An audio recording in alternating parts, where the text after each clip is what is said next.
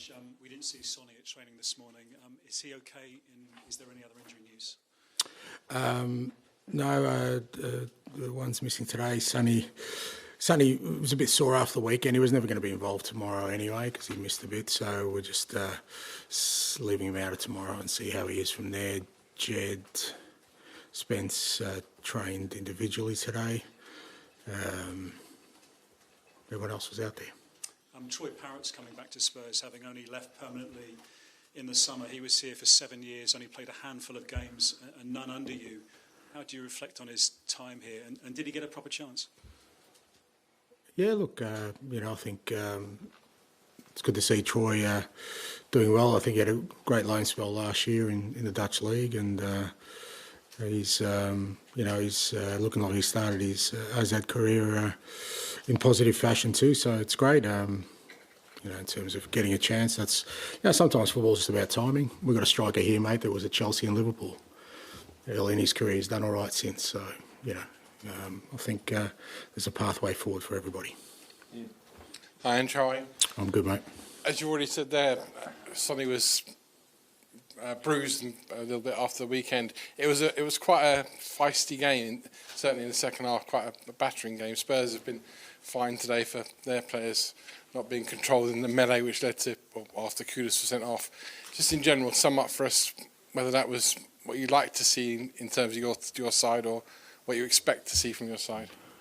I don't know if that's an accurate description of what I saw. I mean, there was obviously that sort of incident with Kudus, and apart from that, I don't think it was that feisty a game. I don't think there was too many cards outside. I'm not really sure what we did wrong, apart from, there was a coming together. But I mean, I think, a couple of our players had hit the deck by then, so you'd like to think that we'd go in there and at least protect. I thought our players controlled themselves, but obviously, the FA felt differently. But I didn't feel there was anything edgy in that game at all. Just a player who maybe lost his composure for a second, Kudus, which I think is not really like him anyway, from what I've seen him as a player, but it happens. And for the most part, I thought there was a fair bit of restraint there. If there was anything more, there's plenty of video evidence to charge players with. So, but I guess the look of it's not great, but I don't think it was anything untoward. And in this competition, made a great start so far. In terms of that, I mean, are your team maybe a well-set European team? In terms of Premier League is very different to European football. Yeah, look, we've started the competition really well so far.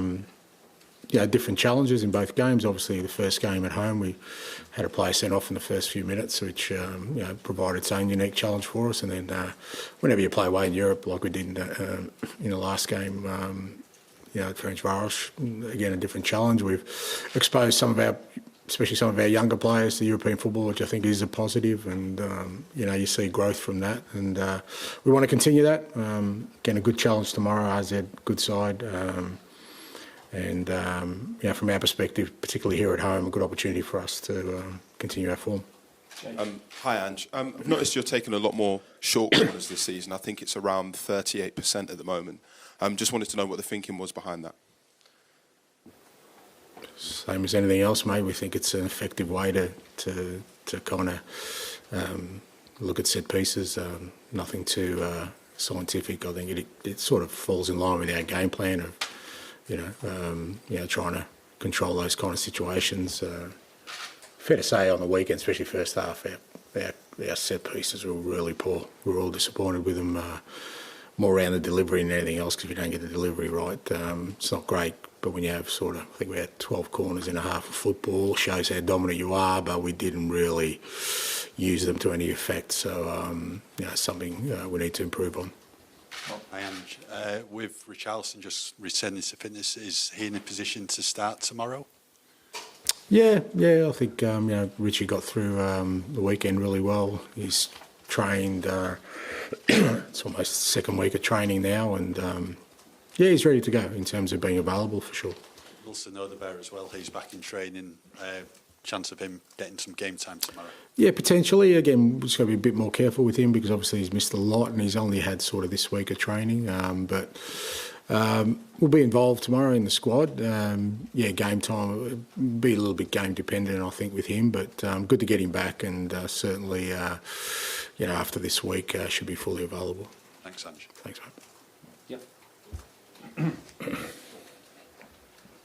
Question in ESPN Netherlands. How many questions did you ask Micky van der Ven about AZ, or did you already know everything about AZ? I think I know more about Dutch football than Micky van der Ven. He was in Germany. He was at... No, look, I know AZ really well. I know Dutch football really well. Australia's always had a strong connection with Dutch football.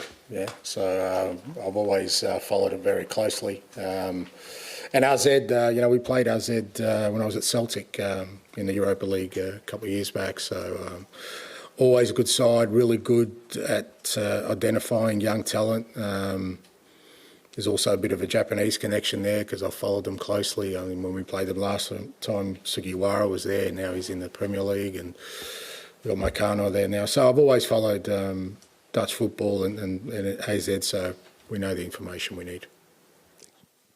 Neil. Sorry. So you follow Dutch football a lot.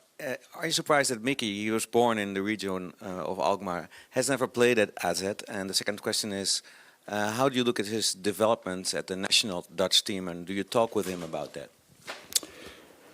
Yeah, look, with Micky, fair to say he kind of developed late, but very quickly, because I think even at Volendam there was a period they were unsure about him, but you could tell once physically he grew and the kind of player he was, his journey went very quickly. Obviously, Volendam, and then the year he had in the Bundesliga, he adjusted really well. And then I thought for us last year he was outstanding for his first year in the Premier League. And obviously he had an injury which kind of set him back a little bit. But he's growing all the time. He's maturing. I think he'll become more of an influence at national team level. He's now. He's played a couple of games at left back, at left centre back. So, and I think for him, the more he plays with the national team, I think it'll give him even more belief. But he's going very well, and I'm sure he'll be important. He'll definitely be an important member for our team, but also for the Dutch national team. Ange, how much of your personal footballing philosophy being influenced by Dutch football? Thinking back to days of total football back in the 70s, and what do you like best about it?